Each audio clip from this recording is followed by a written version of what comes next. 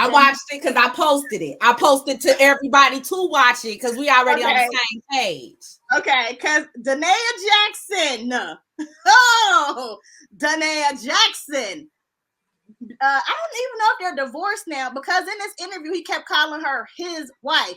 So, wife of relationship guru Derrick Jaxn did an interview on the Dear Feture Wifey podcast. And it's 2 parts. So it was only the first part. It was like over an hour too. The first part was over a freaking hour.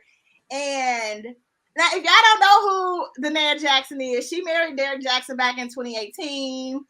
And a big scandal came out with Tasha K, Karma's friend, Cardi B's employee, where she exposed Derrick Jaxn because he was cheating on her with some ladies. So, Tasha did interviews with, I watched it because me and Mocha, we liked Derrick Jaxn at the time. We were trying to book him to do the Women Empowerment Conference. This is when he first came out, right? And it was funny because when it came out that he was cheating on his wife and everybody was like, I didn't even know he was married. I knew he was married because he posted it. When he got married, he did post it. It's not like Derrick Jaxn didn't tell nobody he was married. He actually posted that he got married, posted his wedding pictures, because Mocha used to be in love with Derrick Jaxn. She was like, oh, when we book him, girl, I'm about to, she was talking all kind of stuff. She saw that damn wedding picture. Her feelings was hurt. So I did know that he got married. But the video of them kind of like standing 10 toes in, she gonna support her man. That's what I'm talking about. That's what she had the armor of salvation. Yes, ma'am. That's my Danae. I remember that. Oh, I'm sorry, Duran. Okay, we're talking about parenting. Okay, so yeah, that bonnet. Now, I thought it was one of those berets.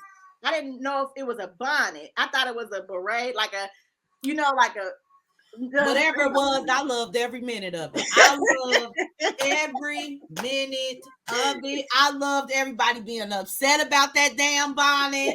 I loved the fact that it looked like he was squeezing her goddamn hand. I loved every second of that cringe-worthy video because you know why? I don't like relationship gurus.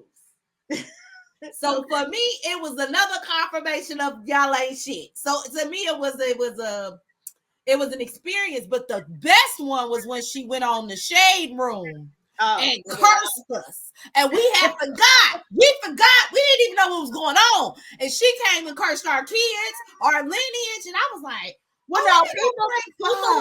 people were still messing with her. This is why she did that. People were still messing with her because I followed it all. Tasha K trolled the heck out of Danae, and it made me mad. Because now that this is out, Tasha K got up on the shade room and was like, oh, I feel so bad for her. I'm praying. But you the one that made this woman go. And this is why I call Tasha K Cardi B employee. Because she tears people's souls down. She don't have a limit to her commentary. Right. But so when it was a viral clip, it's probably from part 2, because I didn't see that part in part 1. But where Danae is talking about how she would watch the sex tape and study the girls and try to be like them or whatever. And Tasha commented on that like, oh my gosh, that is terrible. And it's like, Tasha, not only did you expose it, you kept going. You would come up with a new story, a new interview, new receipts, like for weeks and weeks. It wasn't like she just did it once and stopped. She trolled this lady for like 3 or 4 weeks. And people was in the sense trolling Danae too, going on her page, going on her videos, trolling her every time. Tasha, and this is what made me heartbroken when she cursed me, and I ain't had nothing to do with it. Is that I don't know at what point could people not see how manipulated he was. That video with the I already knew he was using her religion to manipulate her. Because she always talked about God, and I knew that her religion had a strong chokehold. Yeah, it was staying in that marriage too, y'all. It was very weird, and I felt so bad for her. I never got on to make fun of her board or whatever. Because number one, I liked the stuff that Derrick Jaxn was saying. He would say a lot of stuff that actually made sense as far as how I wanted to conduct myself in relationship, how I wanted to be treated. So I did like the stuff that he posted. So when I found out that he was the dude he was talking about, I was like, dang, that's happy I ain't book him and pay no money. You know, like that's kind of how all they do is regurgitate what we say. They sit here and they watch our comments and they watch videos like this and they hear us say, why can't men do this? And then they take the shit and they send it back and then people buy it. So when I was watching the interview, it was like crazy the way she was describing the stuff that he would do to her. Because I was like, he was really describing himself in every video. So like, but you know, okay, so, and then she would have signs where it seemed like he was a narcissist. He would gaslight her and he was totally like a narcissist, right? But then a lot of times I'm under the impression, especially because I've been going down a deep hole of narcissism for the past like year and a half, and that is some sick stuff. But a lot of them are actually unaware they are narcissists, right? Mm-hmm. So it's crazy that this dude who is a narcissist would like spit the stuff he's doing to us consumers, and he's not supposed to know he a narcissist. So he like, I was like, he's like, well, he's an intelligent narcissist. Like, what is the whole situation with him?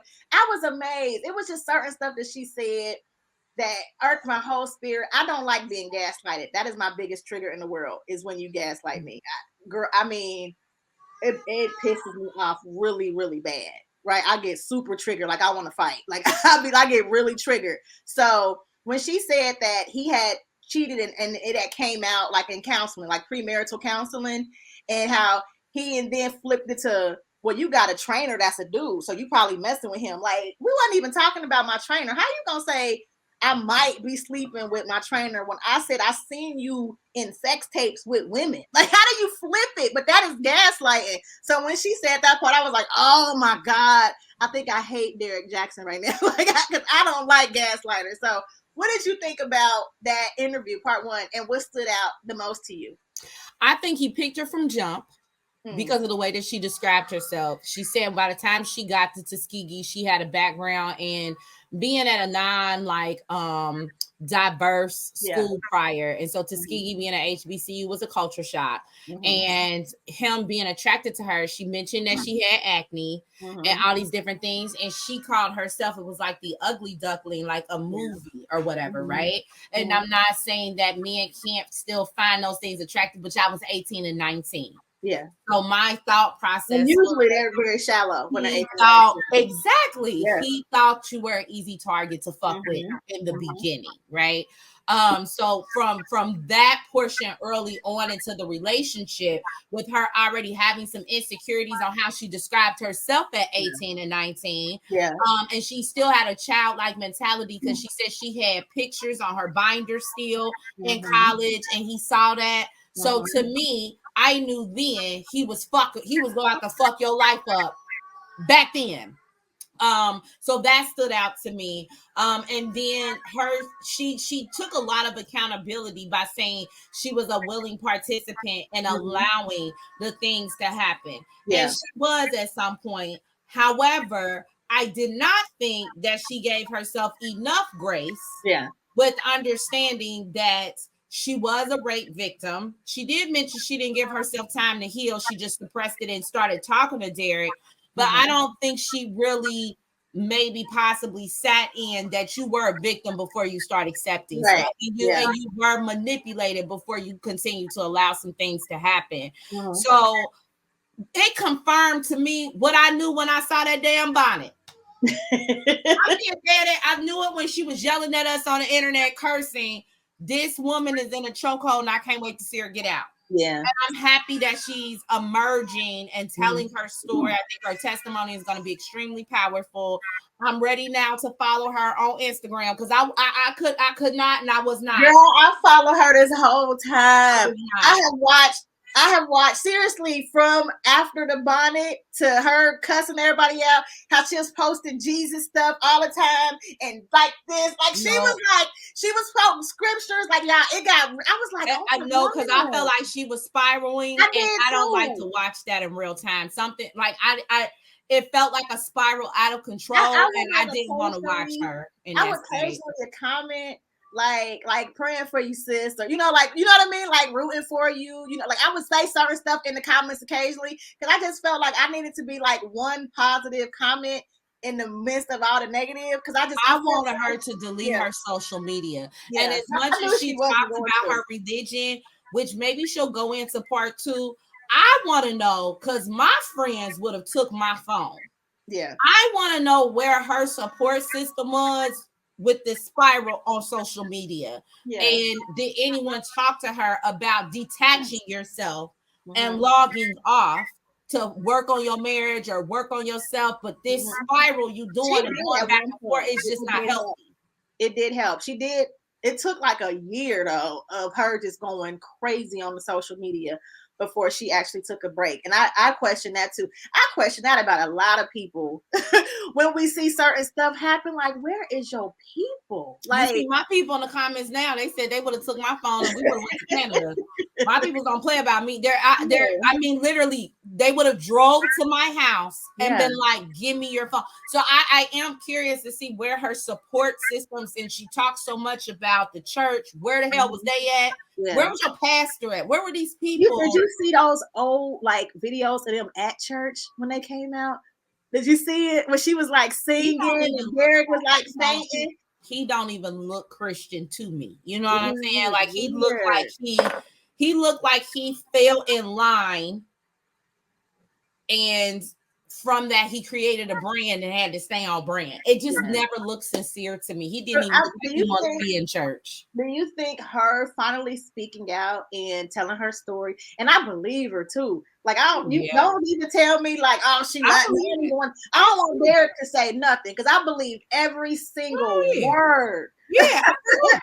I believed everything she said. Like, she told me sometimes you would see people and you would doubt some of the stuff they say, like, but I was like, I never doubted her because you made a whole brand off of being a nigga. You're not to your wife. I believe every experience she telling me right now.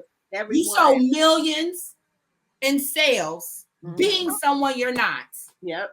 I automatically believed her. Yeah, I did too. Oh my gosh, just hearing it. I'm ready for part 2. I was just amazed, y'all. It was a lot. It was a lot. And I did get triggered. I got triggered. Like, do you think this is going to affect Derrick's career at all? Absolutely not.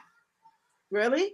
I don't think it's going to affect him at all. There is always pick-me's that will still think it's her fault. There are always going to be a population of Black women who's going to say it is her fault, regardless. It didn't when the story. Why didn't it when the story broke? Why are you following someone that's trying to tell you how to fix something? He cheating on his wife. He didn't even take a break. They came out with the holding hands video, and then this narcissistic nigga dropped a book about how he repaired. When did you repair it? It just came out. It's never stopped his flow, and it's not going to. All he has to say is he learns and he's a better person. And them pick me, that population that romanticizes this nigga who don't exist will continue to support him. My thing is, I wonder what God has in store for her and how she's gonna recover from the damage of leaving her looking crazy on these internet streets. Yeah. I am interested to see. My prayer for her is her to be bigger than him. Yeah, me too. That's sure. my prayer. And I'm ready to buy something. I'm ready to buy a book. I'm ready to buy some candles. I'm ready to buy a prayer cross, whatever. Because let me tell you, y'all can't tell me how to pick a husband, but she could tell me who not to pick. Yep. Go on and write me a book on who not to pick. I will buy a Naia bonnet, girl. Just let me know what to get and how I can support. Because give me the bonnet of armor. Once I put it on, I started thinking different, being different. Go on and flip this shit. She need to call me. I'll be her manager. You're right, Jamil. Church people do feel differently about marriage. I've talked to several women in the church about divorce and all that kind of stuff. And the number one thing when you talk to someone in the church about trying to leave a situation, like they're trying to make you stay. Well, you should pray. Maybe you can talk to the pastor. Like you can say, I am getting beat. I am getting abused. I am, mentally drained. He manipulates me. He is emotionally damaging me. You can say this And church people will say, well, let's just pray, you know, because God brought you two together. Like, you know what I mean? It's like, did he know? Because that'd be my question to people when people ask me questions like that are in the church, because y'all know I'm Christian, but I cuss a little. I said, did you pray that was your husband in the first place? Because we'll marry people God never even told you to marry.